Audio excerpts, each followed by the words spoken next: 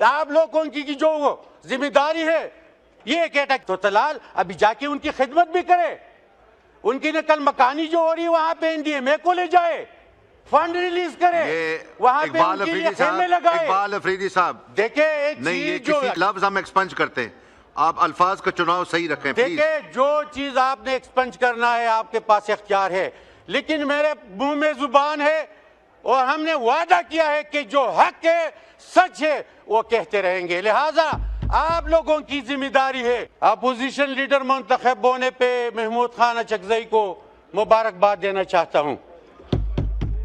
साथ साथ गुल प्लाजा में जितनी भी शहादतें हुई है उसके गम दर्द में हम सब बराबर के शरीक हैं।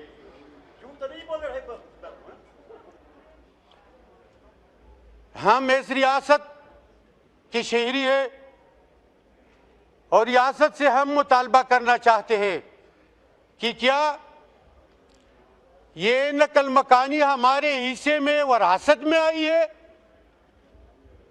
कि हम रोज वहां पे अपने चारपाइयां और अपना सामान उठा के किसी दूसरे इलाके में शिफ्ट हो, वहां पे बच्चे, खवातीन और बुजुर्ग जब हम पहाड़ों में पहुंच जाते हैं तो वहां पे वे कर्फ्यू लगाकर वहां पे बच्चे नमूने से फौत हो जाते हैं।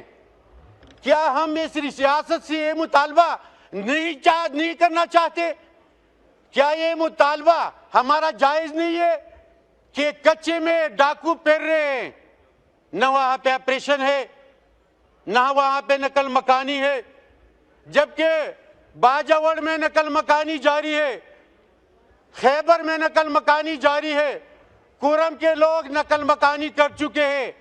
क्या ये फाटा के अवाम जो जरूरत के वक्त शमशीर जन बन जाते हैं, जब पाटा के अवाम को जरूरत पड़ जाती है तो उनको शमशीर जन कहकर बंदूक दी जाती है। यो जनाजा बला जनाजा बला बला जनाजा, यो जनाजा बला जनाजा बला बला जनाजा, ज्वंदुन द पख्तून सदे मुकम्मल जनाजा। लिहाजा स्पीकर साहब, हम पाटा की अवाम ये मुतालबा करते हैं तो आपके एनडीएमए कहां पे है? आप लोगों ने क्या एक प्रेस कॉन्फ्रेंस की है कि दुनिया को बता दे कि यहाँ पे अमन के लिए नकल मकानी हो रही है? यूनिट सीआर वाले या पूरी दुनिया इन गरीब आवाम की मदद करे? क्या आप लोगों की ये जिम्मेदारी नहीं है? सिर्फ वज़ीर आला खैबर पख्तूनख्वा की जिम्मेदारी है, सूबाई हुकूमत की जिम्मेदारी है और वहां पे मरहम लगाने के लिए सुहेल अफरीदी है। लिहाजा इस तरह नहीं चलेगा। आप लोगों की जो जिम्मेदारी है ये कहता तो तलाल अभी जाके उनकी खिदमत भी करे, उनकी नकल मकानी जो हो रही है वहां पे एनडीएमए को ले जाए, फंड रिलीज करे, वहां पे उनके लिए खेमे लगाए। इकबाल अफरीदी साहब देखिए एक नहीं, ये चीज जो किसी लफ्ज हम एक्सपंज करते हैं, आप अल्फाज का चुनाव सही रखें। देखिए जो चीज आपने एक्सपंज करना है आपके पास इख्तियार है, लेकिन मेरे मुंह में जुबान है और हमने वादा किया है कि जो हक है सच है वो कहते रहेंगे। लिहाजा आप लोगों की जिम्मेदारी है। तो आप लोगों की क्या ये जिम्मेदारी नहीं है कि वहां पे दुनिया के सारे उन लोगों को ले आए, आप उनको वहां पे यूनिसीआर को ले आए, एनडीएमए को ले आए और वहां पे बिठाए कि हाँ आप आ रहे हैं नकल मकानी अमन के लिए निकल रहे हैं तो आपको हम ये दे रहे हैं, आपको ये रिलीफ दे रहे हैं, आपको सहूलत दे रहे हैं। ये इखलाकी जुर्रत भी होनी चाहिए तो आप जाके वहां पे उन लोगों की खिदमत करें। लिहाजा चंद चीजें ऐसी है कि उनको कहना इंतहाई जरूरी है।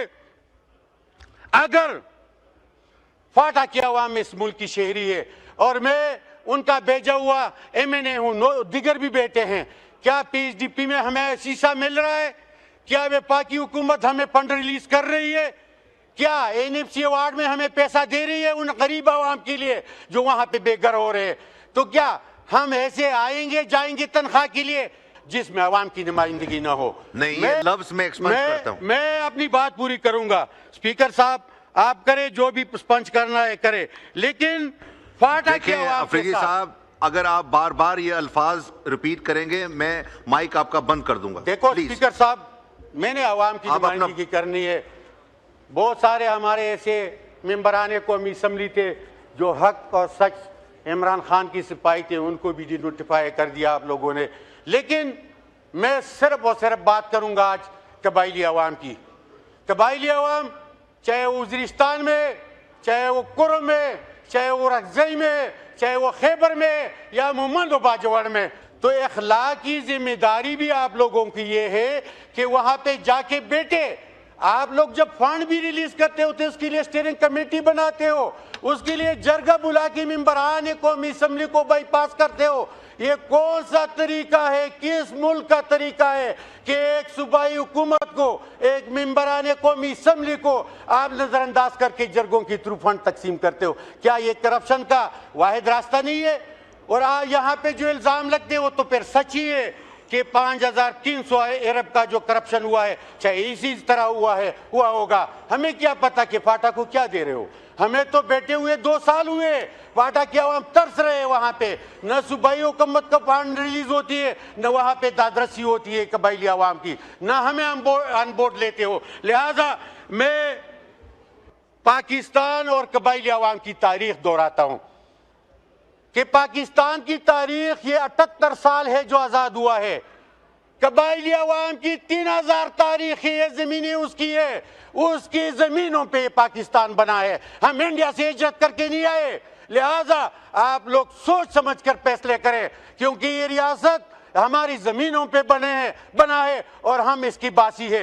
लिहाजा हम पाकिस्तान के मानने वाले हैं, हम पाकिस्तान को तस्लीम करने वाले हैं, हम पाकिस्तान के लिए लड़ मरने वाले हैं। हमने कश्मीर आज़ाद किया, हम काज़ी-ए-आज़म की शाना बशाना लड़े हैं। हम वो लोग हैं जिसने पाकिस्तान आज़ाद किया। लिहाजा तो कौन सा सज़ा नहीं बचा जो हमें नहीं दिया गया, और किस जुर्म की? क्या हम इल्हाक़े पाकिस्तान की जुर्म के मुर्तकिब हुए? ये जुर्म हम करते रहेंगे। लिहाजा हम पाकिस्तानी हैं।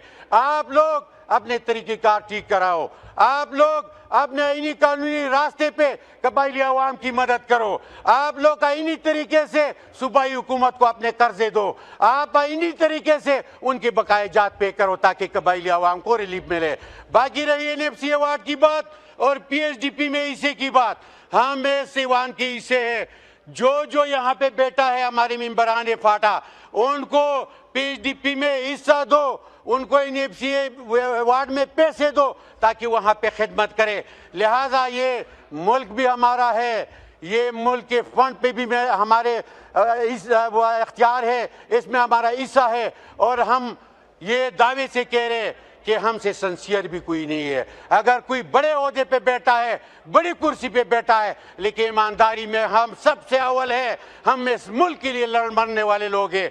लिहाजा आप एक बात कान खोल कर सुन ले, जो अब एक नया मोड़ आया है वो ये है कि वहां पे बर्फबारी है, वहां पे बर्फबारी है, वहां पे तलाल साहब आप सुने कि वहां पे बर्फबारी है, वहां पे गाड़ियों की जो कतारें लगी है, सूबाई हुकूमत को मुश्किलात में डालने के लिए कर रहे हो। लिहाजा कबायली अवाम इस पार्लियामान से और लीडर ऑफ द अपोजिशन से ये मुतालबा करना चाहती है कि कबायली अवाम के साथ ये नारावा सलूक क्यों है?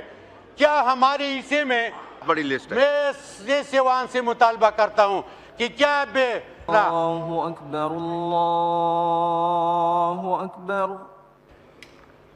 जी वाइंड अप करें, बहुत लंबी लिस्ट है प्लीज। जी मैं चंद बातें जो बहुत अहम है वो स्पीकर साहब आपको और सिवान के सामने रखता हूं, ताकि कल ये कोई ना कह सके कि कबाइलों का हमें पता नहीं था।